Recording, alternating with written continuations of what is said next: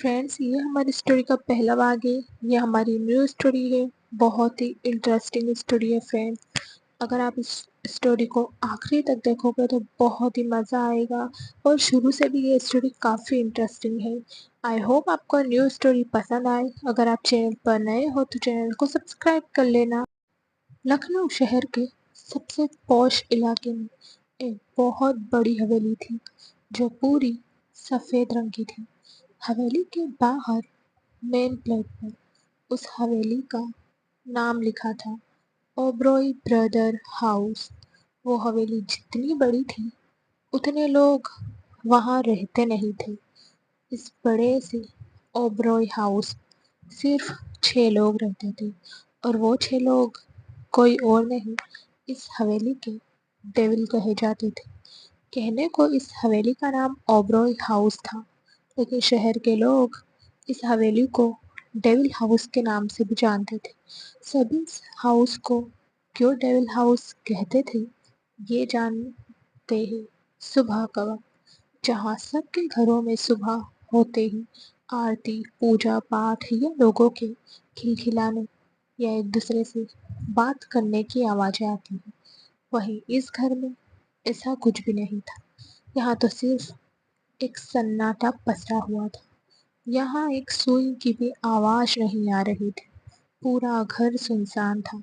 घर को देखकर ऐसा लग रहा था जैसे वहाँ कोई रहता ही नहीं हो।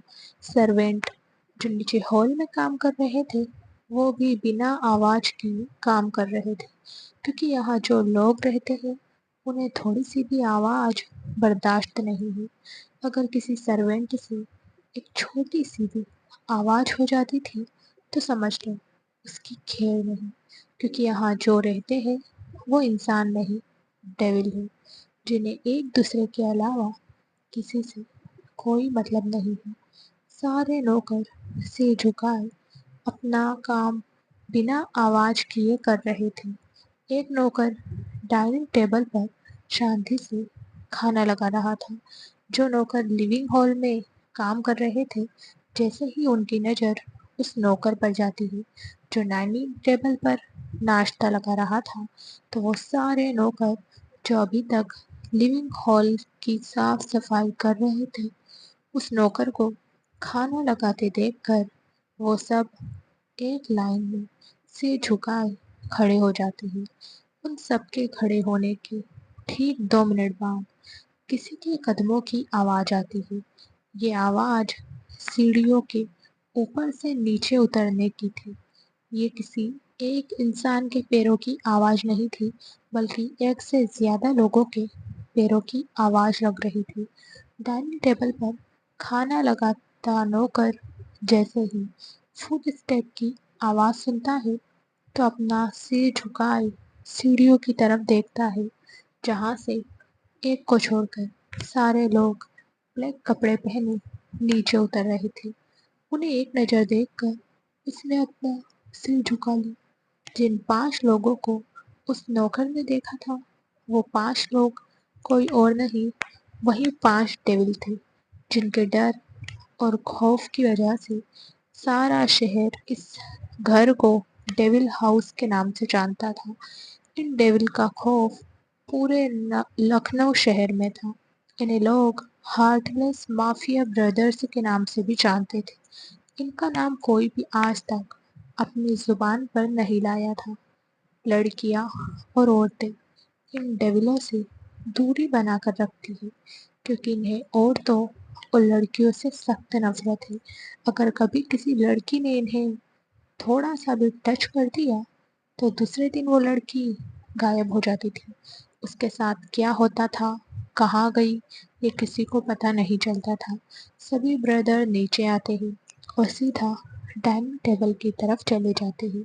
उनके आते ही जिस नौकर ने वहाँ खाना लगाया था, वो डाइनिंग टेबल की हेड चेयर के आगे की तरफ खींचता है, तो उन सब डेविलों का जो सबसे बड़ा भाई था, ऋषभ ओबरॉय, जो इस घर का ही नहीं पूरे लखनऊ शहर का किंग था, उसके चेहरे पर कोई भाव नहीं थे।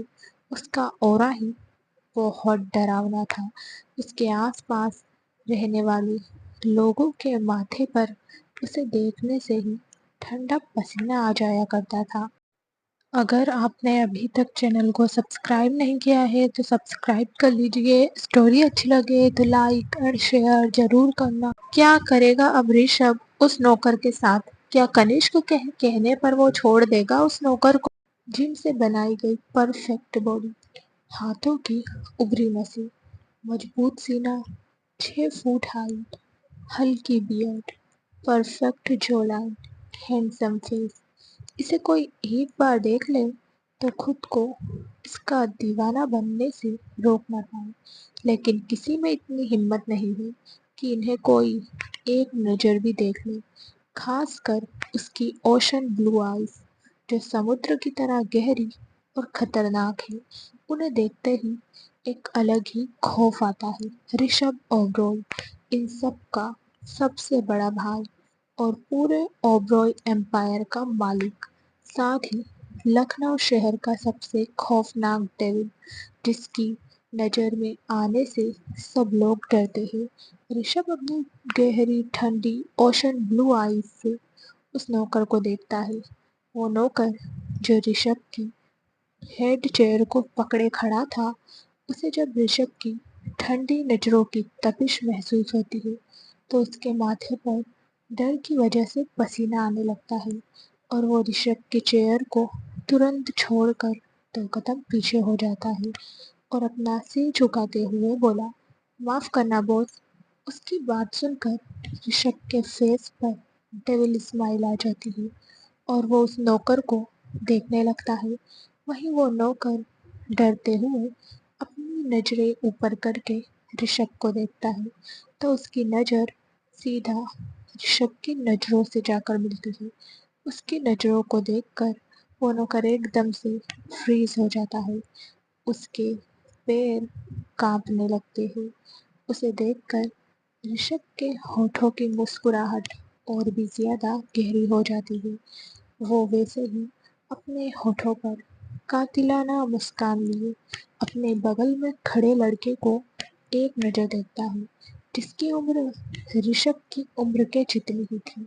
फेशियल फीचर्स की बात करें तो वो बिल्कुल ऋषभ की तरह ही थे और एक्सप्रेशन भी बिल्कुल ऋषभ की तरह, लेकिन बस गुस्सा ऋषभ से काफ़ी ज़्यादा था।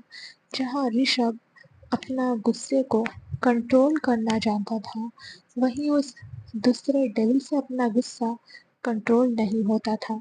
वो सीधा सामने वाले पर अपने गुस्से का कहर बरसाता था और जब भी इस डेविल के गुस्से का कहर बरसता था तो सामने वाला जिंदा बचना तो दूर, खुद को पहचानना भी भूल जाया करता था।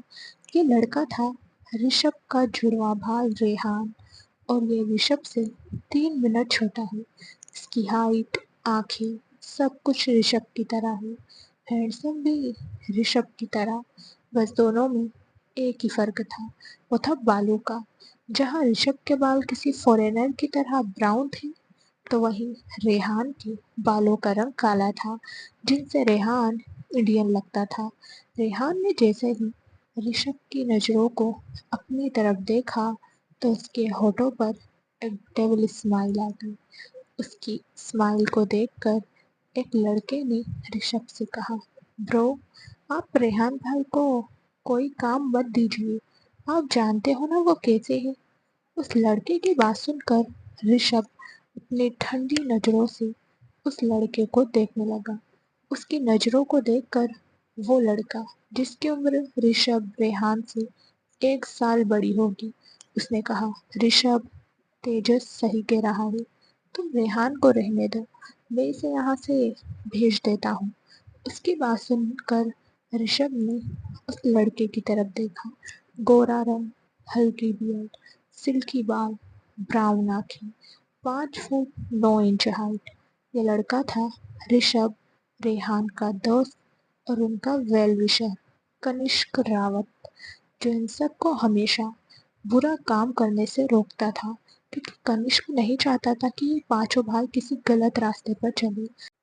अगर आपने अभी तक चैनल को सब्सक्राइब नहीं किया है तो सब्सक्राइब कर लीजिए। स्टोरी अच्छी लगे तो लाइक और शेयर ज़रूर करना। क्या कनिष्क कभी ऋषभ और रेहान को सुधार पाएगा? क्या करेंगे अब ये दोनों? लेकिन कनिष्क की बातें इस घर के सिर्फ 3 भाई ही मानते थे और वो थे ऋषभ और रेहान की कज़न ब्रदर तेजस, ओजस और सात्विक। ये तीनों ऋषभ की जान थे। लेकिन वो तीनों अपने भाइयों से बहुत डरते थे और वो ऋषभ के लिए बहुत पजेसिव थे। वो अपने भाई को किसी के साथ बांटना नहीं चाहते थे। यहाँ तक कि रेहान के साथ भी वो ऋषभ को 2 मिनट अकेले नहीं रहने देते थे। तभी ऋषभ ने कनिष्क को देखकर अपनी ठंडी आवाज में कहा, तुम्हें लगता है मिस्टर कनिष्क रावत उर्फ हमारे वेल विशर, मैं इस आदमी को इतनी आसानी से यहाँ से जाने दूंगा जिसने ऋषभ ओबरॉय की आंखों में आंखें डाली है? क्या मैं इसे इतनी आसानी से यहाँ से जाने दे सकता हूँ? क्या तुम्हें मैं इतना नेक नजर आ रहा हूँ? उसकी बात सुनकर कनिष्क ने बेचारगी से उसे देखते हुए कहा, ऋषभ, तुम इतनी छोटी सी बात के लिए उसी के जान से मार दोगे? ऋषभ ने कहा, किसने कहा मैं इसे जान से मारूंगा? मैं इतना भी बेरहम इंसान नहीं हूँ। उसकी बात सुनकर वो नौकर जो इतनी देर से उनकी बातें सुन रहा था, उसकी सांस में सांस आई। वो दिल ही दिल में कनिष्क को शुक्रिया अदा कर रहा था क्योंकि आज उसी की वजह से उसका बॉस उसे जिंदा छोड़ रहा था। उस नौकर ने अपने मन में कहा, लोग बॉस को फालतू में शैतान कहते हैं, ये तो कितने अच्छे हैं, मेरी इतनी बड़ी गलती माफ कर रहे हैं। तभी कनिष्क ने उस नौकर की तरफ देखा तो उसकी आंखों में चमक देखकर कनिष्क ने ना में अपना सिर हिलाया क्योंकि वो जान गया था कि वो नौकर क्या सोच रहा है। लेकिन कनिष्क ये भी जानता था कि ऋषभ इतना काइंड नहीं है। उसके दिमाग में जरूर कुछ ना कुछ चल रहा होगा। तभी ऋषभ ने कनिष्क की तरफ देखकर डेविल स्माइल करते हुए कहा, मिस्टर वेल विशर, मैं इतना भी काइंड हार्टेड नहीं हूँ, इसलिए मैं इसे मारूंगा नहीं, लेकिन मैं इसकी गलती भी माफ नहीं करूंगा। इसने जिन आंखों से मेरी आंखों में देखने की हिम्मत की है, आज वो आंखें ही इसके पास नहीं रहेंगी। उसकी बात सुनकर उस नौकर की आंखें डर की वजह से बड़ी हो गई। तभी ऋषभ ने कहा, रेहान।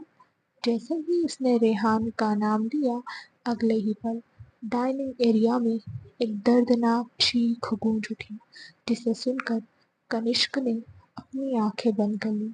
वहीं ओजस, तेजस और सात्विक के होठों पर तिरछी मुस्कान आ गई।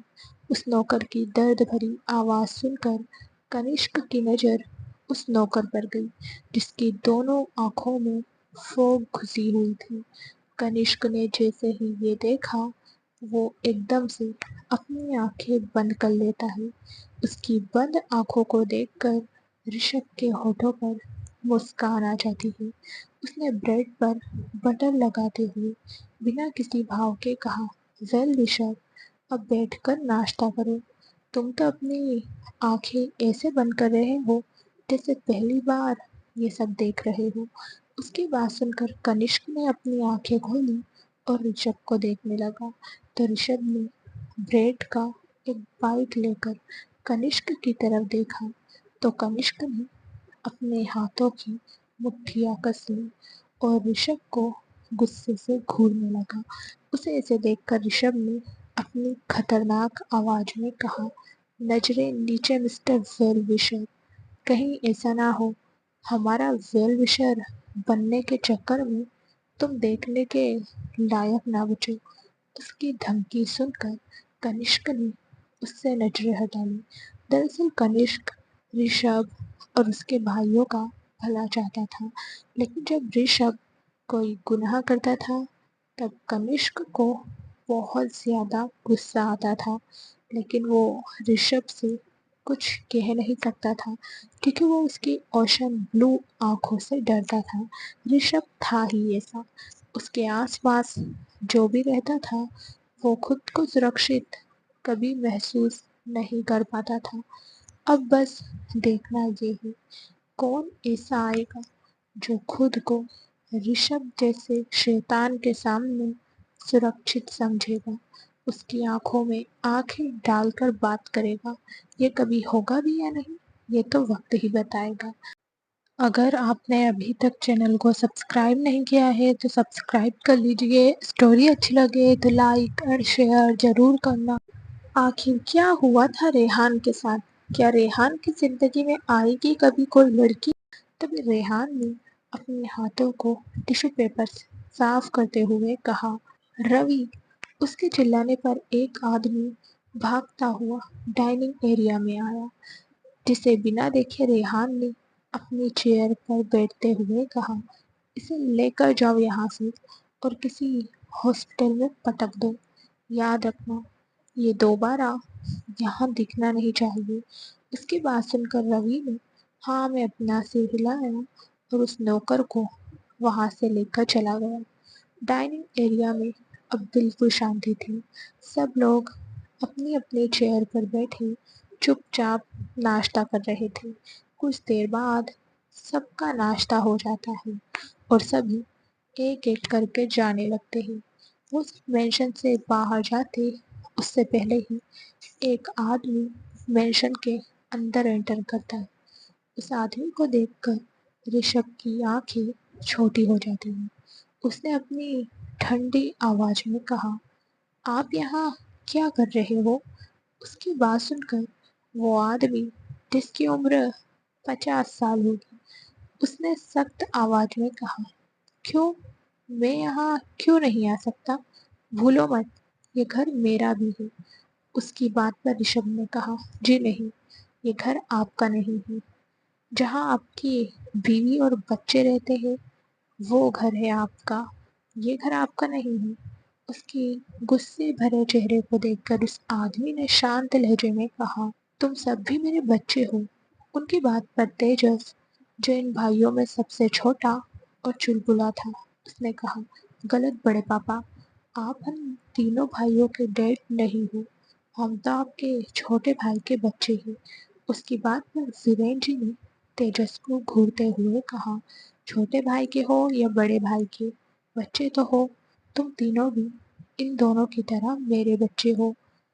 वीरेन जी थे ऋषभ और रेहान के डैड।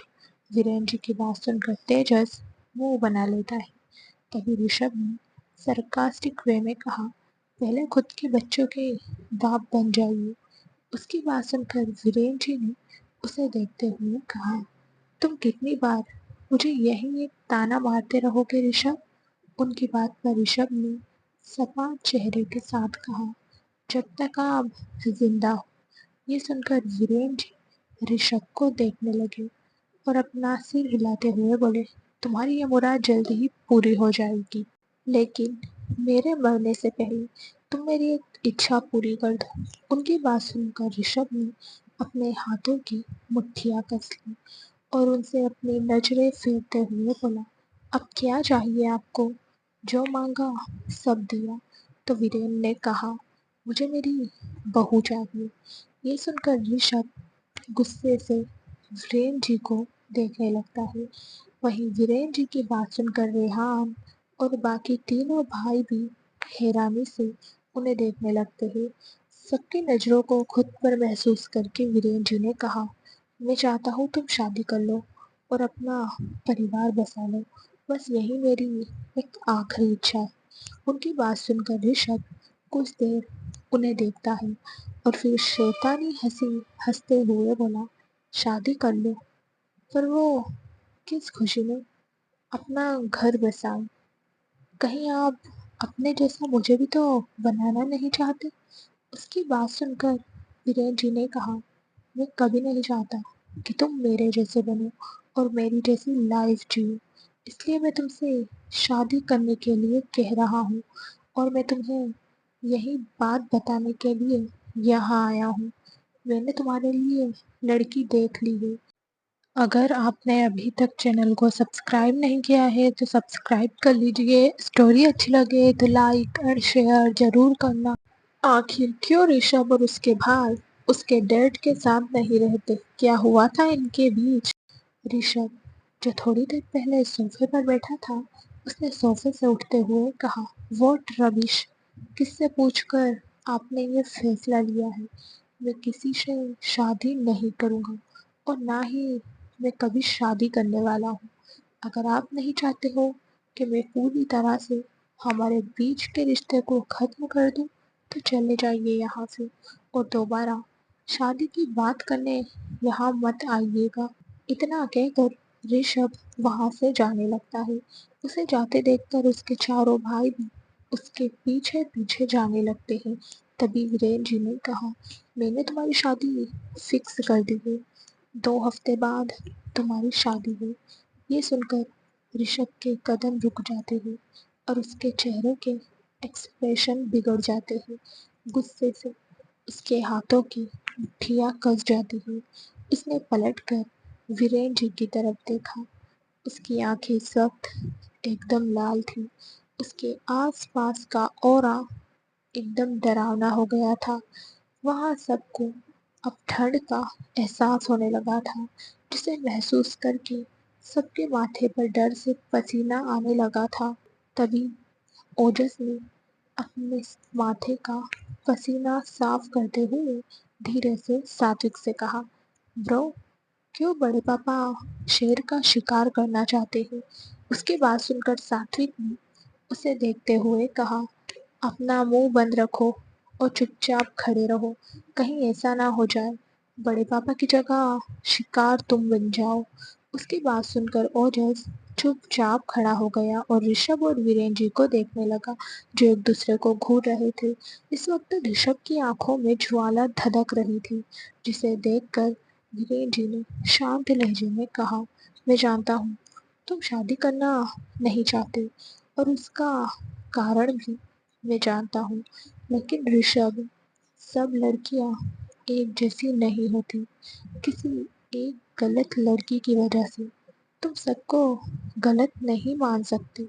उनकी बात पर रेहान ने कहा, "सब एक जैसी ही होती है डैड। सब रिश्ते लालच से भरे होते हैं।"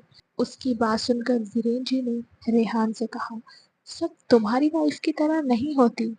भूलो मत, हान, मैंने तुम्हें मना किया। मुझे वो लड़की सही नहीं लगती थी, लेकिन फिर भी तुमने मेरे खिलाफ जाकर उसे अपनी लाइफ में शामिल किया।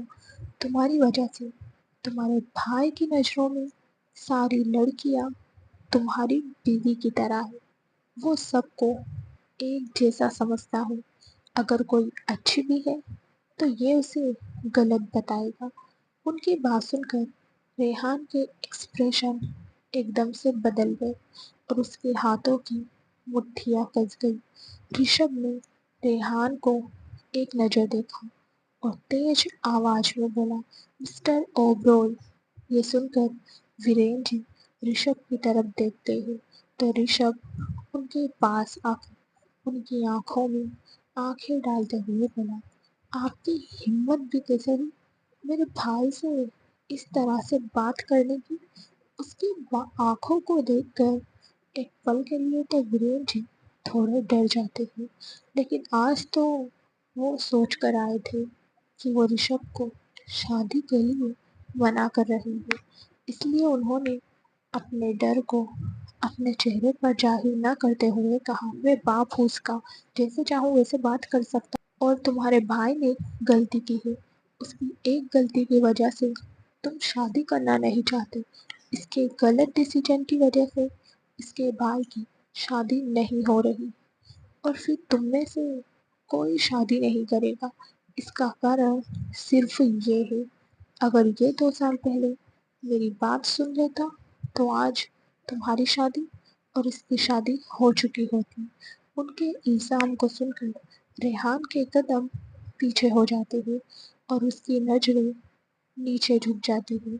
उसके कानों में बार बार वीरेन जी की बातें गूंज रही थी, अगर आपने अभी तक चैनल को सब्सक्राइब नहीं किया है तो सब्सक्राइब कर लीजिए। स्टोरी अच्छी लगे तो लाइक और शेयर ज़रूर करना। क्या ऋषभ शादी के लिए हाँ करेगा? क्या ऋषभ की लाइफ में आएगी कोई ऐसी लड़की जो उसे बदल देगी? उसकी झुकी हुई नज़रों को देखकर ऋषभ उसे देखने लगता है। रेहान को ऐसे देखकर वीरेन जी को बिल्कुल भी अच्छा नहीं लगता, लेकिन वो मजबूर थे ये सब कहने के लिए, क्योंकि वो जानते थे ये सब बातें बोलकर वो अपने बेटे को हर्ट कर रहे हैं। लेकिन वो एक पिता थे, अपने बच्चे की भलाई के लिए माँ बाप को कभी कभी बच्चों को डांटना पड़ता है। वो अपने सभी बच्चों को खुश देखना चाहते थे और उनका हंसता मुस्कुराता परिवार बसते हुए देखना चाहते थे। रिहान को ऐसे देखकर वीरेन जी ने अपने मन में कहा, माफ करना बेटा, लेकिन मैं जो कर रहा हूँ तुम सब भलाई के लिए कर रहा हूँ। मैं जानता हूँ तुम सब इसके लिए मुझे कभी माफ नहीं करोगे, लेकिन एक बार ऋषभ की बीवी तुम सबके बीच आ जाएगी तो मुझे पूरा यकीन है वो तुम सबको संभाल लेगी और शायद वो तुम सबको बदल भी देगी। फिर उन्होंने गहरी सांस लेते हुए रेहान से कहा, नजरें क्यों झुका रखी है आप? तुम्हारी वजह से तुम्हारा बड़ा भाई अपनी लाइफ में आगे नहीं बढ़ रहा है।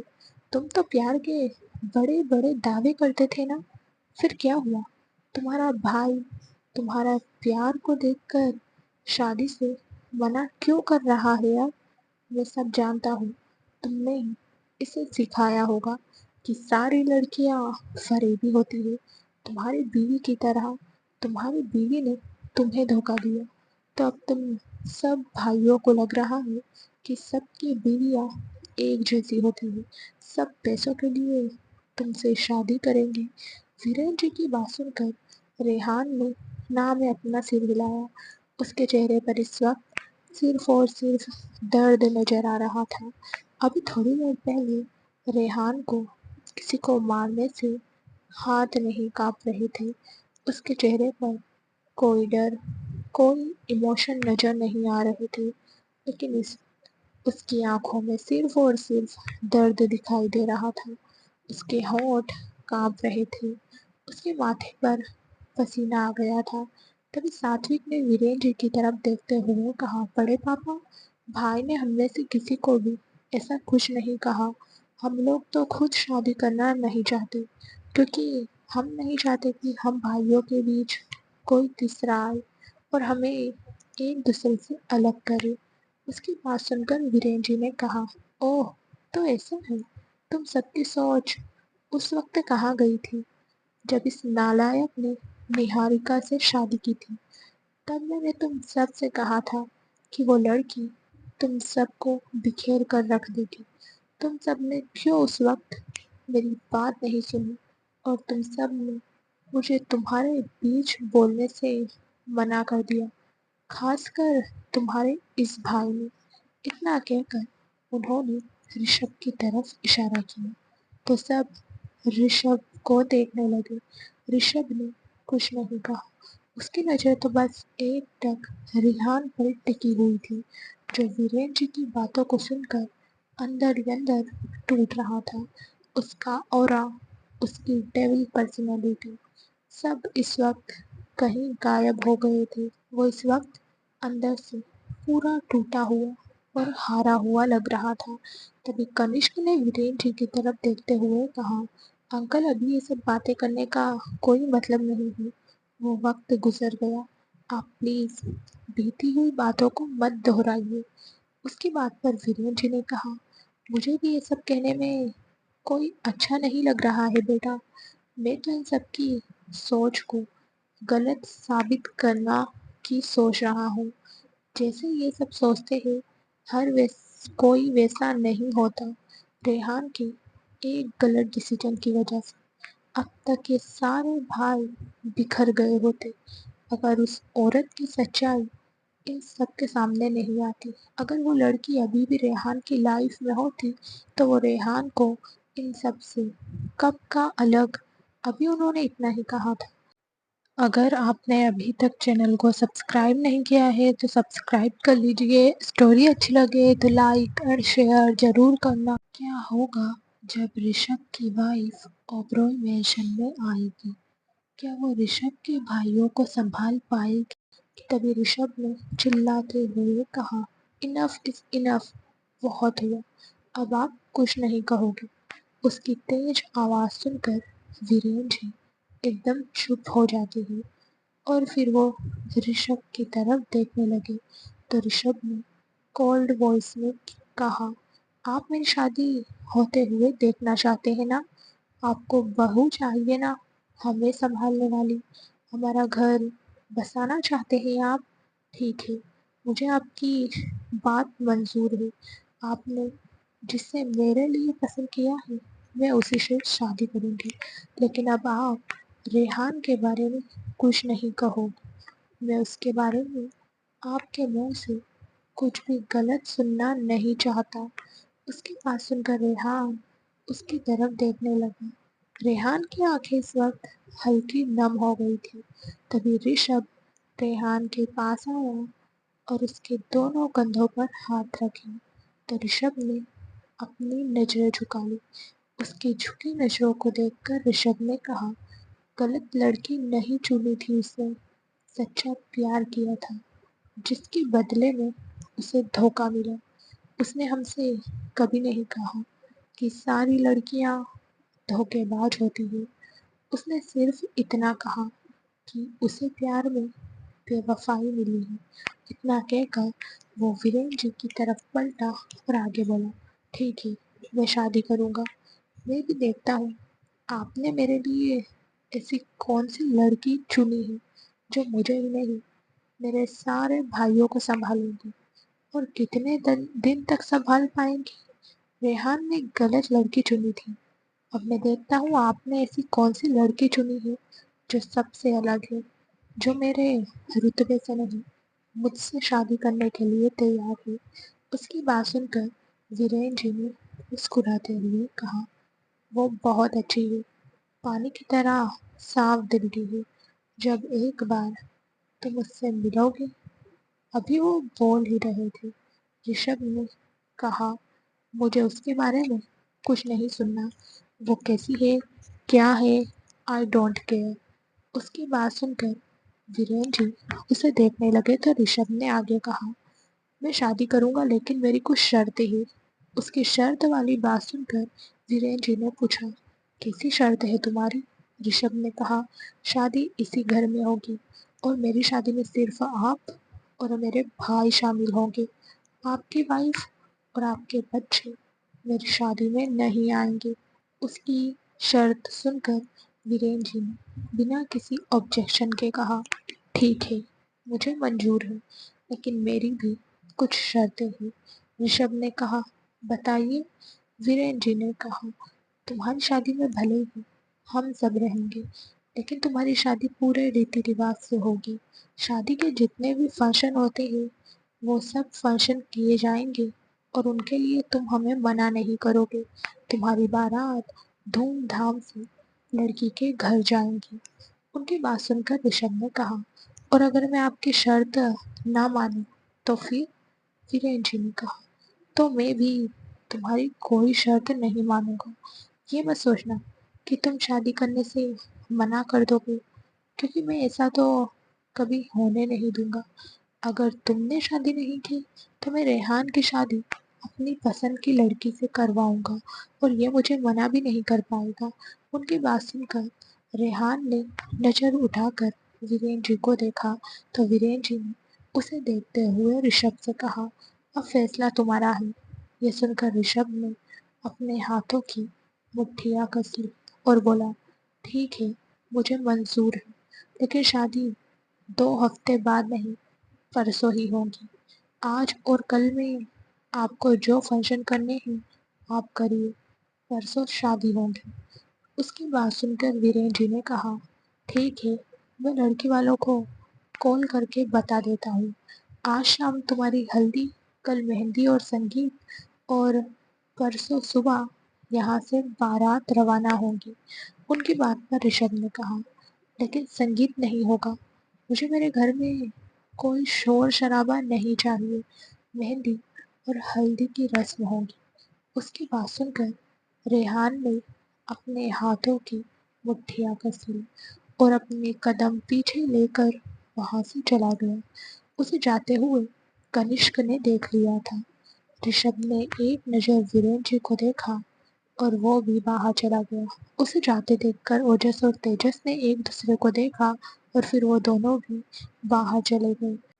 अगर आपने अभी तक चैनल को सब्सक्राइब नहीं किया है तो सब्सक्राइब कर लीजिए। स्टोरी अच्छी लगे तो लाइक और शेयर जरूर करना।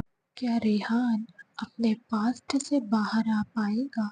आखिर क्या हुआ था रेहान के साथ?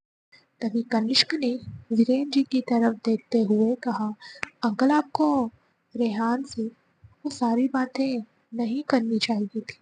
आपको उसके जख्मों को कुरेदना नहीं चाहिए था। उसकी बात सुनकर वीरेन जी ने उसे देखते हुए नम आंखों से कहा, मैं ये कहना नहीं चाहता था बेटा, लेकिन ऋषभ को शादी के लिए हाँ बुलवाने के लिए मुझे रेहान को हर्ट करना पड़ा। तभी सात्विक ने कहा, बड़े पापा, ये बात जानते हुए भी भाई आज जितने बदले हुए उसकी वजह एक लड़की है।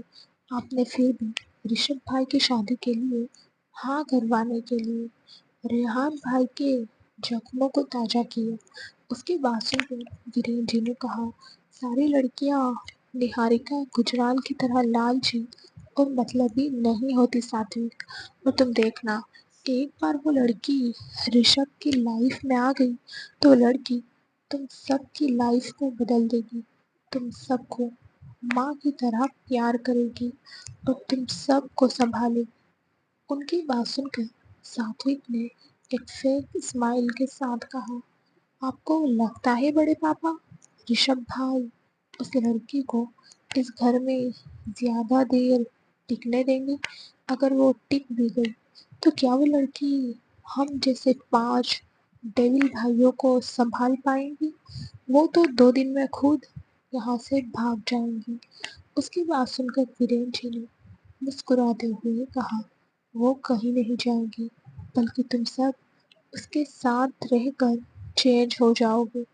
वो इतनी मासूम और इतनी साफ दिल है कि तुम सब उसकी मासूमियत को देखकर उसे डांट भी नहीं पाओगे। वो तुम सबसे छोटी है, लेकिन वो तुम सबको अकेले संभाल लेंगी।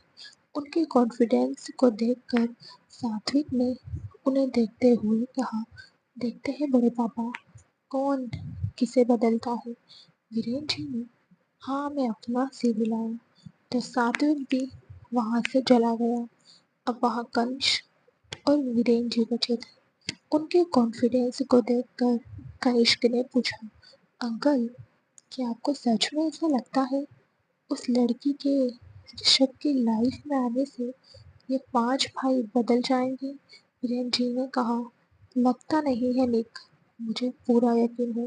वो लड़की इतनी प्यारी है, इतनी प्यारी और इतनी मासूम है कि वो अच्छे अच्छे शैतानों को भी इंसान बना देगी।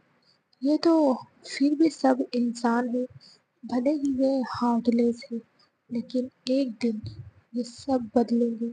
बस इन्हें अभी तक कोई सही राह दिखाने वाला नहीं मिला था। लेकिन जब रूहानी सबकी जिंदगी में कदम रखेगी तो ये सब बदल जाएंगे और इन्हें बदलने वाली होगी ऋषभ की वाइफ रूहानी। कनिष्क ने कहा, रूहानी? वीरेन जी ने कहा, हाँ, रूहानी, जिसकी ऋषभ के साथ शादी होने वाली है, उसका नाम रूहानी है। जब तुम उसे देखोगे तो तुम्हें समझ आएगा कि मैंने ये फैसला क्यों किया है। उनकी बात सुनकर कनिष्क ने हाँ में अपना सिर हिलाया। उन दोनों ने कुछ देर और बातें की और फिर वो दोनों ही वहां से चले गए। ओबरॉय इंडस्ट्री, जिसके 32वें फ्लोर पर सीईओ का केबिन था और उस केबिन के अंदर ऋषभ हेड चेयर पर बैठा था। ऋषभ ओबरॉय इंडस्ट्री का सीईओ था और रेहान कंपनी का प्रेसिडेंट था। अगर आपने अभी तक चैनल को सब्सक्राइब नहीं किया है तो सब्सक्राइब कर लीजिए। स्टोरी अच्छी लगे तो लाइक और शेयर ज़रूर करना। आखिर कौन है रूहानी? क्या वो ऋषभ के दिल में अपनी जगह बना पाएगी? सात्विक कंपनी का मैनेजिंग डायरेक्टर था और ओजस फैशन डिजाइनर डायरेक्टर। उसके साथ तेजस भी था। वैसे तेजस को ऋषभ ने रेहान के अंडर काम करने के लिए कहा था, क्योंकि तेजस अभी 23 साल का था और सबसे छोटा था। लेकिन तेजस रेहान से बहुत डरता था, इसलिए वो ओजस के साथ काम कर रहा था। उसे एक्टिंग का बहुत शौक था और वो एक्टर बनना चाहता था। लेकिन ये बात ओजस के अलावा किसी को भी पता नहीं थी, इसलिए तेजस ओजस के साथ रहकर छिप छिप कर एक्टिंग करता था। बाकी दोनों के बारे में आपको आगे पता चलेगा। इस वक्त रेहान अपनी चेयर पर सिर टिकाए बैठा था। उसकी आंखें बंद थीं और उसके जहन में उसके डैड की कही बातें गूंज रही थी। उन बातों को याद करके रेहान की आंखों के सामने एक खूबसूरत लड़की का चेहरा नजर आता है, जो मुस्कुराते हुए उसकी आंखों में देखकर कहती है, आई लव यू हान। तभी रेहान एकदम से अपनी आंखें खोल देता है।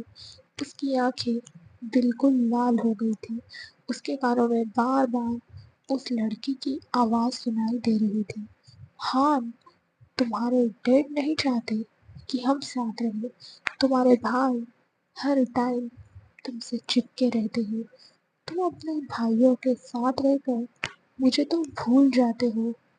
अब तुम्हें चूज करना होगा, तुम्हारा अपना प्यार चाहिए या फिर तुम्हारे भाई चाहिए। तुम्हारा प्यार सिर्फ अपने भाइयों के लिए है। मुझे तुम्हारे भाइयों के साथ नहीं रहना और अब मुझे तुमसे डाइवोर्स चाहिए। मैंने तो तुमसे शादी ही सिर्फ इसीलिए की थी क्योंकि तुम्हारे पास पैसा बहुत है। ये सारी बातें याद करके रेहान ने अपने दोनों हाथ अपने कानों पर रखे और चिल्लाते हुए बोला, शट अप। फिर उसने अपने कान से हाथ हटाए और टेबल पर रखा सारा सामान नीचे गिरा दिया। इस वक्त उसकी सांसें बहुत तेज चल रही थी और उसका शरीर कांप रहा था। तभी उसके केबिन का डोर ओपन करके ऋषभ भागते हुए अंदर आया। दरअसल ऋषभ रेहान को देखने के लिए उसके केबिन की तरफ आ रहा था, लेकिन जब अंदर से सामान गिरने की आवाज आई तो वो भागते हुए अंदर की तरफ आया। अंदर आकर उसने देखा रेहान डेस्क को पकड़े खड़ा था और उसका शरीर कांप रहा था। उसकी आंखें एकदम लाल हो गई थी। इस वक्त रेहान राक्षस की तरह लग रहा था। अगर कोई कमजोर दिल वाला इंसान इस वक्त रेहान को देख ले तो वो वहीं बेहोश होकर गिर जाए। तभी ऋषभ रेहान के पास आया तो रेहान एकदम उसके गले लगते हुए बोला, आई विल किल ब्लडी बिच। उसकी बात सुनकर ऋषभ उसकी पीठ रब करते हुए बोला, रिलैक्स हान। जैसे ही उसके कानों में ऋषभ की आवाज पड़ती है, उसकी आंखें जो एकदम लाल हो गई थी, अब वो धीरे धीरे नॉर्मल होने लगती है और साथ ही उसकी पकड़ ऋषभ पर कसी हुई थी, अब वो ढीली होने लगती है। रेहान जब पूरा शांत हो जाता है तो ऋषभ ने उसे खुद से दूर करते हुए कहा, आर यू ओके? उसकी बात सुनकर रेहान ने उसका हाथ पकड़ते हुए कहा, ब्रो आपने ऐसा क्यों किया? आपने शादी के लिए हाँ क्यों कहा? अगर वो भी उसी की तरह निकली तो मेरी वजह से आपको सफ़र करना पड़ेगा। उसकी बात सुनकर ऋषभ ने उसे चेयर पर बैठाया और उसकी तरफ पानी का ग्लास बढ़ाया। ये देखकर रेहान ऋषभ की तरफ देखने लगा तो ऋषभ ने उसके बालों को सहलाते हुए उसे पानी पीने का इशारा किया तो रेहान ने चुपचाप पानी पी लिया। तभी ऋषभ ने कहा, इस बार हम में से कोई सफर नहीं करेगा हान। उसकी बात सुनकर रेहान ने कहा, भाई आपके कहने का क्या मतलब है? ऋषभ ने पानी के ग्लास को टेबल पर रखते हुए कहा, मैं शादी करूंगा। वो लड़की हमारे घर में रहेगी, लेकिन मैं उस लड़की को कभी अपनी बीवी होने का दर्जा नहीं दूंगा। मिस्टर ओबरॉय को मेरा घर बसता हुआ देखना है, तो ठीक है, उन्हें देखने दो मेरा बसता हुआ घर। उसकी बात सुनकर रेहान ने कहा, आप क्या करने वाले हो? ये सुनकर ऋषभ ने डेविल स्माइल करते हुए कहा, मैं कुछ नहीं करूँगा। अगर आपने अभी तक चैनल को सब्सक्राइब नहीं किया है तो सब्सक्राइब कर लीजिए। स्टोरी अच्छी लगे तो लाइक और शेयर ज़रूर करना। क्या रूहानी को ऋषभ और उसके भाई एक्सेप्ट करेंगे और क्या वो उनके टॉर्चर को सह पाएगी? जो भी होगा मिस्टर ओबरॉय के कहे मुताबिक होगा। उन्होंने कहा ना, वो लड़की हम सब भाइयों को संभालेगी, तुम सबका ख्याल रखेगी, तो ठीक है, वो वही करे। हम सब की केयर टेकर बनकर। इतना कहकर उसने रेहान के सिर पर हाथ फेरा और उसके केबिन से बाहर निकल गया। उसके जाने के बाद रेहान ने डोर की तरफ देखते हुए कहा, सब लड़कियां एक जैसी होती हैं, एकदम लालची, लेकिन फिर भी मैं आपके लिए दुआ करूंगा कि आपकी लाइफ मेरी तरह ना बने। डैड ने जैसा उस लड़की के बारे में बताया है वो बिल्कुल वैसी ही है। शाम का वक्त, ओबरॉय हाउस। इस वक्त शाम के 5 बज रहे थे और सभी भाई घर आ गए थे क्योंकि वीरेन जी ने हल्दी का फंक्शन करने को कहा था। आज ऋषभ की हल्दी थी। वैसे कोई घर आना तो नहीं चाहता था, स्पेशली ऋषभ, लेकिन वो रेहान के लिए आज जल्दी घर आ गया था क्योंकि वो नहीं चाहता था कि उसके डैड उसके घर न आने का इल्ज़ाम रेहान पर लगाए। पांचों भाई जब घर पहुंचे तो उनकी नज़र घर पर जाती है, जिसे पूरी तरह से सजाया गया था। हर तरफ लाइट और फ्लावर लगाए गए थे। इस वक्त उनका घर बहुत खूबसूरत लग रहा था, लेकिन घर की खूबसूरती को नज़रअंदाज करके वो घर के अंदर ही डेकोरेशन को देखकर ऋषभ की आंखें छोटी हो गई और गुस्से से उसके जबड़े कस गए। वो पूरे घर को अपनी गहरी ओशन ब्लू आंखों से घूरने लगा। वीरेन जी, जो वहाँ काम करने वाले नौकरों को कुछ समझा रहे थे, उनकी नज़र जब ऋषभ और उसके भाइयों पर गई तो वो उनके पास चले गए। उन्हें देखकर ऋषभ ने एकदम से पूछा, किससे पूछकर आपने मेरे घर की हालत ऐसी करवाई है? ये सब निकालने को कहिए। मुझे मेरे घर में बिल्कुल भी कचरा पसंद नहीं है, खासकर ये सब। इतना कहकर उसने लाइट और फ्लावर की तरफ इशारा किया। उसकी बात सुनकर वीरेन जी ने कहा, ये कोई कचरा नहीं है ऋषभ, शादी का घर है, थोड़ा बहुत तो डेकोरेट करना ही था। ऋषभ ने कहा, मुझे पसंद नहीं है। आपने शादी करने के लिए कहा था तो मैं शादी कर रहा हूँ। मुझे मेरा घर जैसा था वैसा ही चाहिए। इसकी बात पर वीरेन जी ने नाराजगी से कहा, ऋषभ, शादी वाला घर है, थोड़ी चहल पहल तो रहनी चाहिए ताकि लगे कि यहाँ शादी हो रही है। और तुम इन सबको निकालने के लिए कह रहे हो। तुम्हारी शादी हो रही है, थोड़ी तो खुशी दिखाओ। हमेशा की तरह अपनी नाक पर गुस्सा लेकर मत घूमो।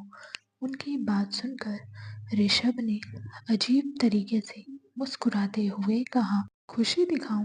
सीरियसली मिस्टर ओबरॉय, किस बात की खुशी जाहिर करूं? इस बात की कि कैसे आपने मेरे भाई को पॉइंट करके मुझसे शादी के लिए हाँ करवाई, कैसे उसी के बाप ने उसके जख्मों पर नमक डाला, इस बात की खुशी दिखाऊं? उसकी बात सुनकर वीरेन जी रेहान की तरफ देखते ही जिसके चेहरे पर कोई भाव नहीं थे। वो बस खाली आँखों से पूरे घर को देख रहा था। तभी ऋषभ ने कहा, मैंने कहा था ना आपसे, शादी सिर्फ हम लोगों के बीच होगी। तो फिर आपको ये सब करने के लिए किसने कहा? उसकी बात सुनकर कनिष्क ने आगे आते हुए कहा, ऋषभ, तुम अपने डैड से ऐसे बात नहीं कर सकते। उन्हें पता है तुम्हारी कुछ शर्तें थी, लेकिन कुछ भी हो, वो तुम्हारे डैड है। तुम भूल चुके हो, ये तुम्हारे डैड है। इनकी भी कुछ इच्छा है। तुमने शादी सिंपल तरीके से करने के लिए कहा। अंकल ने तुम्हारी बात मानी, लेकिन तुम उनके बड़े बेटे हो। अगर आपने अभी तक चैनल को सब्सक्राइब नहीं किया है तो सब्सक्राइब कर लीजिए। स्टोरी अच्छी लगे तो लाइक और शेयर ज़रूर करना। क्या वीरेंद्र जी का ऋषभ की शादी करने का डिसीजन सही है? क्या रूहानी इन सबको संभाल पाएगी? उनके भी कुछ ख्वाहिशें होंगी जो वो पूरी करना चाहते हैं। उनकी ख्वाहिशों को तुम क्यों पूरा नहीं होने दे रहे हो? शादी जैसे तुम चाह रहे हो उसी तरीके से हो रही है। अब अंकल थोड़ा बहुत शादी वाला माहौल बना रहे हैं तो तुम्हें क्या प्रॉब्लम है? उसकी बात सुनकर ऋषभ ने दांत पीसते हुए कहा, लेकिन मुझे ये सब नहीं पसंद। ये सुनकर कनिष्क ने कहा, अगर ऐसा ही है तो फिर सॉरी टू से अंकल, आपको यहाँ से चले जाना चाहिए। आपको ऋषभ की शादी में शामिल नहीं होना चाहिए। आप जाइए यहाँ से। ये अपनी मर्जी से जैसे चाहे वैसे शादी कर सकता है। ये बिना किसी रस्म और रिवाज के अपने भाइयों के साथ जाकर अपनी दुल्हन भी ला सकता है। मुझे भी इसकी शादी में आने का कोई मतलब नहीं है जहाँ थोड़ी सी भी रौनक खुशी ना हो। और वैसे भी इसने खुद बाहर के लोगों को बुलाने से मना किया है और मैं बाहर के लोगों में ही आता हूँ।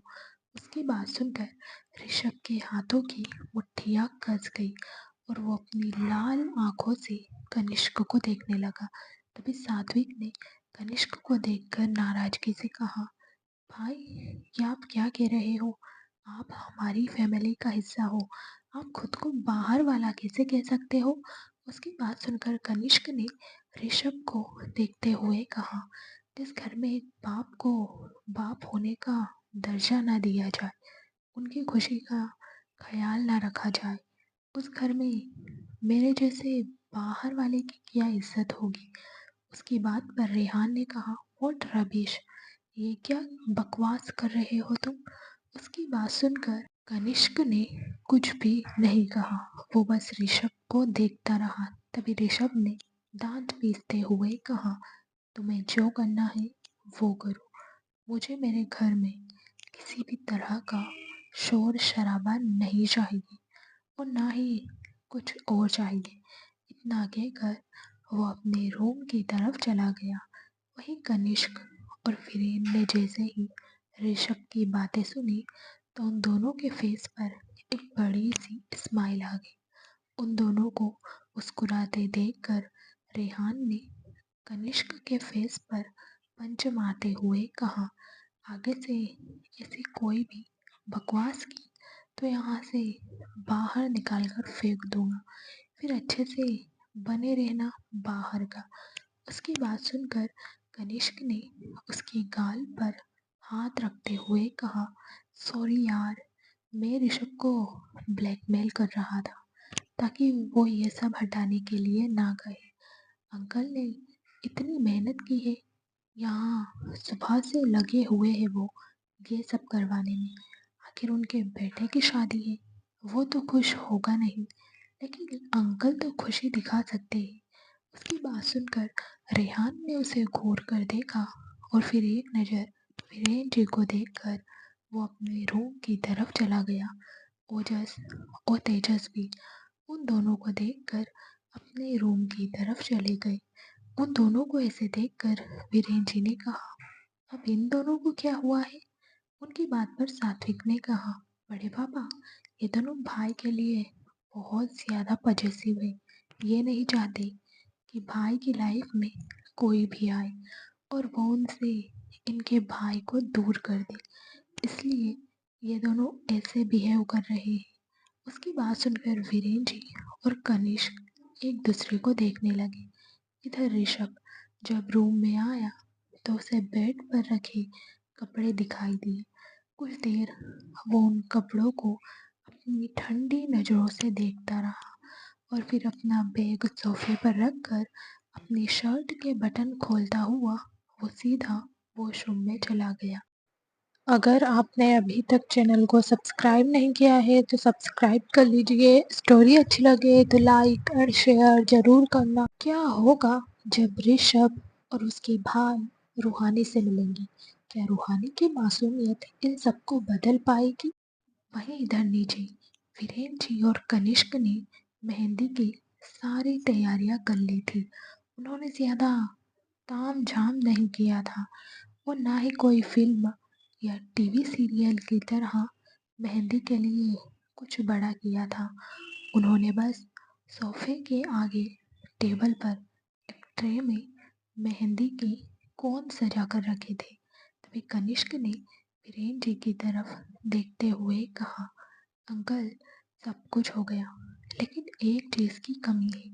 उसकी बात सुनकर वीरेन जी ने कन्फ्यूजन से पूछा, किस चीज की कमी है बेटा? कनिष्क ने कहा, एक मिनट मैं आता हूँ अंकल। इतना कहकर वो अपने रूम की तरफ चला गया। वीरेन जी उसे जाते हुए देख रहे थे। 2 मिनट बाद कनिष्क भागते हुए सीढ़ियों से नीचे आया तो उसे भागते देखकर वीरेन जी ने कहा, अरे बेटा आराम से आओ। तो कनिष्क उनके पास आया और लंबी लंबी सांस लेते हुए बोला, अंकल मैं कैमरा लेकर आया हूँ। उसके हाथ में कैमरा देखकर वीरेंद्र जी ने कहा, कैमरा? तो कनिष्क ने कहा, मुझे पता है, मेरा खड़ूस दोस्त और आपका गुस्सेल बेटा बाहर से किसी कैमरे वाले को घर में घुसने नहीं देगा और बिना फोटो के शादी में मज़ा नहीं आएगा। अब आपके बड़े बेटे की शादी हो रही है, कुछ यादें तो होनी चाहिए, इसलिए हम इसमें ऋषभ की शादी की हर रस्म की पिक्चर क्लिक करेंगे। उसकी बात सुनकर वीरेन जी के होठों पर मुस्कुराहट आ गई। अभी वो दोनों बात कर ही रहे थे कि तभी उन्हें सीढ़ियों से नीचे आता हुआ ऋषभ दिखाई दिया। उसने डार्क ग्रीन कलर का कुर्ता और वाइट पजामा पहना था। ऋषभ को देखकर वीरेन जी और कनिष्क उसे देखते ही रह गए। ऋषभ इस वक्त बहुत हैंडसम लग रहा था। उन दोनों को अपनी तरफ देखते पाकर ऋषभ ने एक सरसरी नजर उन दोनों पर डाली और सोफे पर जाकर बैठ गया। तभी उसने टेबल पर रखी मेहंदी को देखते हुए कहा, मुझे ये बदबूदार चीज अपने हैंड पर नहीं लगवानी। उसकी बात सुनकर कनिष्क ने कहा, ऋषभ थोड़ी तो लगानी पड़ेगी, ये तो शगुन है। उसकी बात सुनकर ऋषभ ने उसे घूर कर देखा तो कनिष्क ने कहा, अच्छा एक काम करते हैं, बस भाभी का नाम लिख देते हैं। उसकी बात सुनकर ऋषभ उसे बुरी तरह से घूरने लगा तो कनिष्क ने सात्विक के हाथ में कैमरा दिया और प्लेट से कोन उठाकर ऋषभ के हाथ पर रूहानी का नाम लिख दिया। ऋषभ का ध्यान तो अपने फोन पर था। उसने एक बार भी अपने हाथों पर लगी मेहंदी को नहीं देखा था। वहीं सात्विक कनिष्क का फोटो क्लिक कर रहा था। फिर ऋषभ अपने रूम में चला गया। उसे आज एक अजीब सी बेचैनी हो रही थी।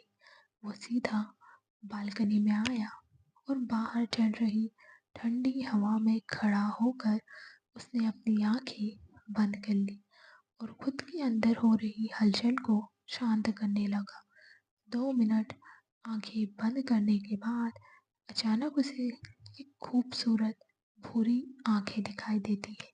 पिंक गुलाबी होठों की मुस्कान, कानों में पहने झुमके, हाथों की चूड़ियों की झनकार और किसी के गोरे खूबसूरत पैर जिन पर पहनी हुई पायल की झमझम, ये सब याद करके ऋषभ ने एकदम से अपनी आंखें खोली।